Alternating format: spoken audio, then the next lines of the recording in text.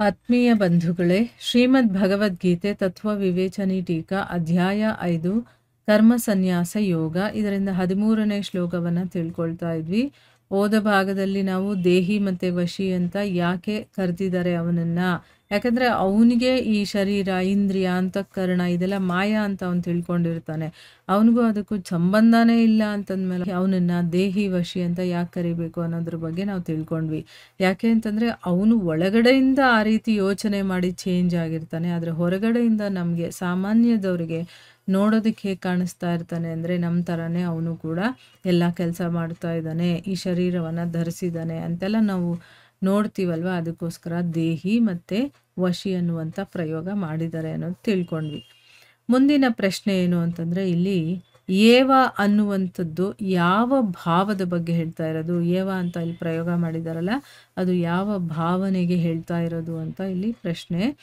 ಉತ್ತರ ಏನು ಅಂತಂದರೆ, ಸಾಂಖ್ಯಯೋಗಿಯ ಶರೀರ ಮತ್ತು ಇಂದ್ರಿಯಗಳಲ್ಲಿ ಅಹಂ ಭಾವ ಅನ್ನೋದು ಇಲ್ಲದೆ ಇರೋ ಕಾರಣದಿಂದ, ಅಂದರೆ ಅಲ್ಲಿ ನಾನು, ನಂದು, ನಾನು ಮಾಡ್ತಾ ಇದ್ದೀನಿ ಅನ್ನುವಂಥ ಭಾವನೆನೇ ಇಲ್ಲದೆ ಇರೋ ಕಾರಣದಿಂದ ಅವನ ಮೂಲಕ ಏನೆಲ್ಲ ಕೆಲಸಗಳಾಗುತ್ತೋ ಅದಕ್ಕೆ ಅವನು ಕರ್ತಾರ ಆಗೋದಿಲ್ಲ. ಈಗ ನಾನು ಮಾಡ್ತಾ ಇದ್ದೀನಿ ಅನ್ನುವಂಥ ಭಾವನೆ ಇದ್ದರೆ ಮಾತ್ರ ನಾನು ಕರ್ತಾರನಾಗ್ತೀನಿ. ನನ್ನಲ್ಲಿ ಆ ಭಾವನೆನೇ ಇಲ್ಲ ಅಂತಂದಮೇಲೆ ನಾನು ಕರ್ತಾರ ಆಗೋದಿಲ್ಲ. ಮತ್ತು ಮಮತ್ವ ಅನ್ನೋದು ಇಲ್ಲದೆ ಇರೋ ಕಾರಣದಿಂದ ಅವನು ಮಾಡಿಸುವಂಥವನು ಆಗೋದಿಲ್ಲ. ಈಗ ನಾನು ಮಾಡ್ತಾ ಇದ್ದೀನಿ, ನಂದು ನಾನು ಅನ್ನೋದಿದ್ದರೆ ತಾನೇ. ಸೊ ಇಲ್ಲಿ ತಾನೂ ಮಾಡ್ತಾ ಇಲ್ಲ, ತನ್ನಲ್ಲಿ ಆ ಭಾವನೆ ನಂದು ಅನ್ನುವಂಥ ಭಾವನೆ ಇಲ್ಲ, ಆ ಮಮತ್ವ ಅನ್ನೋದೇ ಇಲ್ಲ ಅಂತಂದಮೇಲೆ ಅವನು ಮಾಡಿಸುವಂಥವನೂ ಆಗೋದಿಲ್ಲ, ಅವನು ಮಾಡೋದಿಲ್ಲ, ಬೇರೆಯವ್ರ ಮೂಲಕ ಮಾಡಿಸೋದು ಇಲ್ಲ. ಅದಕ್ಕೋಸ್ಕರನೇ ಇಲ್ಲಿ ನ ಕುರುವನ್ ಮತ್ತು ನ ಕಾರಯನ್ ಜೊತೆಗೆ ಏವ ಅನ್ನುವಂತಹ ಪದವನ್ನು ಪ್ರಯೋಗ ಮಾಡಿ ಸಾಂಖ್ಯಯೋಗಿಯಲ್ಲಿ ಅಹಂತೆ ಮತ್ತು ಮಮತೆ ಇದು ಕಂಪ್ಲೀಟಾಗಿ ಹೊರಟು ಹೋಗಿರೋ ಕಾರಣ ಅವನು ಯಾವುದೇ ರೀತಿಯಲ್ಲೂ ಕೂಡ ಶರೀರ, ಇಂದ್ರಿಯ ಮತ್ತು ಮನಸ್ಸು ಇದರ ಮೂಲಕ ಆಗುವಂತಹ ಕೆಲಸಗಳನ್ನು ಮಾಡುವಂಥವನು ಮತ್ತು ಮಾಡಿಸುವಂಥವನು ಯಾವತ್ತೂ ಆಗಿರೋದಿಲ್ಲ ಅನ್ನುವಂಥ ಒಂದು ಭಾವವನ್ನು ಇಲ್ಲಿ ತೋರಿಸಿದ್ದಾರೆ. ಏನಕ್ಕೋಸ್ಕರ ಅದನ್ನೇ ಪ್ರಯೋಗ ಮಾಡಿದ್ದಾರೆ ಅನ್ನೋದು ಗೊತ್ತಾಯ್ತಾ? ಅವನಲ್ಲಿ ಯಾವುದರಲ್ಲೂ ಆಸಕ್ತಿನೂ ಇರೋದಿಲ್ಲ, ಆ ಮಮತೆ ಅನ್ನೋದು ಇರೋದಿಲ್ಲ, ನಾನು ನಂದು ಅನ್ನೋದೇ ಇರೋದಿಲ್ಲ ಅಂತಂದ ಮೇಲೆ ಈ ಶರೀರ, ಇಂದ್ರಿಯ, ಮನಸ್ಸು ಯಾವುದ್ರ ಮೂಲಕ ಏನು ಕೆಲಸ ಆಗ್ತಾ ಇದ್ರೂ ಕೂಡ ಅವನಿಗೂ ಅದಕ್ಕೂ ಸಂಬಂಧನೇ ಇಲ್ಲ ಅಂದಮೇಲೆ ಅವನು ಮಾಡಿಸೋನು ಹೇಗಾಗ್ತಾನೆ ಅಥವಾ ಮಾಡೋನು ಹೇಗೆ ಆಗಿರೋದಕ್ಕೆ ಸಾಧ್ಯ ಅನ್ನೋದನ್ನು ಹೇಳೋದಕ್ಕೋಸ್ಕರ ಇಲ್ಲಿ ಈ ರೀತಿ ಹೇಳಿದ್ದಾರೆ. ಇಲ್ಲಿ ನವದ್ವಾರೆ ಪುರೆಯಾಸ್ತೆ ಅಂದರೆ ಏನು? 9 ಬಾಗಿಲಿರುವಂತಹ ಶರೀರ ರೂಪಿ ಪುರದಲ್ಲಿ ಇರ್ತಾನೆ.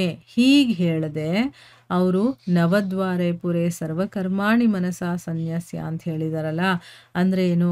9 ದ್ವಾರ ಇರುವಂಥ ಶರೀರ ರೂಪಿಪುರದಲ್ಲಿ ಎಲ್ಲ ಕರ್ಮಗಳನ್ನು ಮನಸ್ಸಿನಿಂದ ತ್ಯಾಗ ಮಾಡಿ ಅಂತ ಹೇಳಿದಾರಲ್ಲ. ಈ ರೀತಿ ಯಾಕೆ ಹೇಳಿದ್ದಾರೆ ಅನ್ನೋದು ಪ್ರಶ್ನೆ. ಅಂದರೆ ನವದ್ವಾರದಲ್ಲಿ ಇರ್ತಾನೆ ಅಂತ ಹೇಳ್ಬೋದಾಗಿತ್ತು, ಅದರ ಬದಲು ಈ ನವದ್ವಾರ ಶರೀರದಲ್ಲಿ ಅವನು ಎಲ್ಲ ಕರ್ಮಗಳನ್ನು ಮನಸ್ಸಿನಿಂದ ತ್ಯಾಗ ಮಾಡಿ ಅಂತ ಹೇಳಿದಾರಲ್ಲ. ಯಾಕೆ ಅಂತ ಪ್ರಶ್ನೆ ಮಾಡ್ತಿದ್ದಾರೆ. ಏನು ಉತ್ತರ ಅಂತಂದರೆ, 9 ದ್ವಾರಗಳಿರುವಂತಹ ಶರೀರ ರೂಪಿ ಈ ಒಂದು ಪುರದಲ್ಲಿ ಇರೋದರ ಪ್ರತಿಪಾದನೆ ಮಾಡೋದು ಸಾಂಖ್ಯಯೋಗಿಗೆ ಯಾವುದೇ ಒಂದು ಮಹತ್ವದ ಮಾತಲ್ಲ. ಆ ರೀತಿ ಹೇಳ್ಬೋದು. ಅಂದರೆ ಏನು? ಈ ಒಂದು ಶರೀರದಲ್ಲಿ ಅವನು ವಾಸ ಮಾಡ್ತಾನೆ ಅಥವಾ ಅವನು ಇರ್ತಾನೆ ಅಂತ ಹೇಳ್ಬೋದು, ಆದರೆ ಅದು ಅವನ ಸ್ಥಿತಿಗೆ ವಿರುದ್ಧವಾಗಿರುತ್ತೆ. ಏನು ಅಂತಂದರೆ, ಈಗ ಶರೀರ ರೂಪಿ ಈ ಒಂದು ಪುರದಲ್ಲಿ ಸಾಧಾರಣ ಮನುಷ್ಯನ ಸ್ಥಿತಿ ಕೂಡ ಇದ್ದೇ ಇರುತ್ತೆ. ಅವನು ಕೂಡ ಅದೇ ರೀತಿ ಒಬ್ಬ ಸಾಮಾನ್ಯ ಮನುಷ್ಯ ಕೂಡ ಈ ನವದ್ವಾರದ ಒಂದು ಶರೀರದಲ್ಲಿ ಇರ್ತಾನಲ್ವಾ. ಅದರಲ್ಲಿ ಏನಾದರೂ ಮಹತ್ವ ಇದೆಯಾ ಈ ರೀತಿ ಹೇಳೋದಕ್ಕೆ? ಅಂದರೆ ಒಬ್ಬ ಸಾಂಖ್ಯಯೋಗಿ ಅಂತಂದರೆ ಅವನು ಏನೋ ಒಂದು ಸಾಧನೆ ಮಾಡ್ತಾ ಇರುವಂಥವನು. ಅವನು ನವದ್ವಾರ ಇರುವಂತಹ ಈ ಶರೀರದಲ್ಲಿ ಇದ್ದಾನೆ ಅಂತ ಹೇಳಿದ್ರೆ ಸಾಮಾನ್ಯ ಒಬ್ಬ ಮನುಷ್ಯನು ಅದೇ ರೀತಿ ಇರ್ತಾನೆ, ಅದರಲ್ಲಿ ಏನು ವಿಶೇಷತೆ ಇರೋದಿಲ್ಲ ಅಲ್ವಾ. ಇದಕ್ಕೆ ವಿರುದ್ಧವಾಗಿ ಶರೀರ ರೂಪಿ ಪುರದಲ್ಲಿ ಅಂದರೆ ಏನು? ಇಂದ್ರಿಯಾದಿ ಪ್ರಾಕೃತಿಕ ವಸ್ತುಗಳಲ್ಲಿ ಕರ್ಮಗಳ ತ್ಯಾಗದ ಪ್ರತಿಪಾದನೆ ಮಾಡೋದ್ರಿಂದ ಇಲ್ಲಿ ಅಂದರೆ ಏನು? ತಾನು ಈ ಒಂದು ಪುರದಲ್ಲಿ ಇಟ್ಕೊಂಡು, ಈ ನವದ್ವಾರ ಇರುವಂಥ ಈ ಶರೀರದಲ್ಲಿ ಇಟ್ಕೊಂಡು, ಇಂದ್ರಿಯಗಳು ಇನ್ನು ಬೇಕಾದಷ್ಟು ಸೂಕ್ಷ್ಮ ಇಂದ್ರಿಯಗಳಿರುತ್ತಲ್ವ, ಅದು ಇದು ಎಲ್ಲ ಸೇರಿಕೊಂಡು ಪ್ರಾಕೃತಿಕವಾದಂತಹ ವಸ್ತುಗಳಲ್ಲಿ ಅವನು ತನ್ನ ಕರ್ಮಗಳು ಮಾಡಿದ್ರೂ ಕೂಡ ಆ ತ್ಯಾಗವನ್ನು ಕೂಡ ಮಾಡ್ತಾನೆ ಅಲ್ವಾ. ಕರ್ಮಗಳ ತ್ಯಾಗವನ್ನು ಮಾಡ್ತಾನೆ ಅವನು. ನಾನೇನು ಮಾಡ್ತಾ ಇಲ್ಲ ಅಂತ ಆ ಕರ್ಮದ ತ್ಯಾಗವನ್ನು ಮಾಡೋದ್ರಿಂದ ಸಾಂಖ್ಯಯೋಗಿ ಒಂದು ವಿಶೇಷತೆಯನ್ನು ಪಡೆದಿದ್ದಾನೆ, ವಿಶೇಷ ಮಹತ್ವ ಇದೆ. ಯಾಕೆ ಅಂತಂದರೆ ಸಾಂಖ್ಯಯೋಗಿನೇ ಈ ರೀತಿ ಮಾಡಬಹುದು, ಒಬ್ಬ ಸಾಧಾರಣ ಮನುಷ್ಯ ಈ ರೀತಿ ಮಾಡೋದಕ್ಕೆ ಸಾಧ್ಯ ಇಲ್ಲ. ಅದಕ್ಕೋಸ್ಕರನೇ ಇಲ್ಲಿ ಏನು ಹೇಳಿದಾರೋ ಅದು ಸರಿಯಾಗೇ ಇದೆ ಅಂತ ಹೇಳ್ತಾ ಇದ್ದಾರೆ. ಈಗ ನೋಡೋದಕ್ಕೆ ನಮಗೆ ಒಬ್ಬ ಸಾಂಖ್ಯಯೋಗಿ, ಒಬ್ಬ ಸಾಮಾನ್ಯ ಮನುಷ್ಯ ಒಂದೇ ರೀತಿ ಕಾಣಿಸ್ತಾರೆ. ಇವನು ಈ ಒಂದು 9 ದ್ವಾರ ಇರುವಂತಹ ಶರೀರದಲ್ಲಿದ್ದಾನೆ, ಇವನು ಇದ್ದಾನೆ.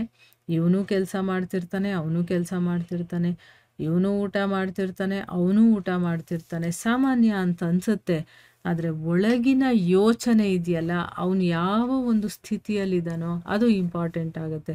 ಇಲ್ಲಿ ಸಾಮಾನ್ಯ ಮನುಷ್ಯ ನಾನು ಮಾಡ್ತಾ ಇದ್ದೀನಿ, ನನಗಿದು ಬೇಕು, ನನಗದು ಬೇಕು ಅನ್ನುವಂಥ ಮನಸ್ಥಿತಿ ಇಟ್ಕೊಂಡು ಅವನೆಲ್ಲ ಕೆಲಸ ಮಾಡ್ತಿರ್ತಾನೆ.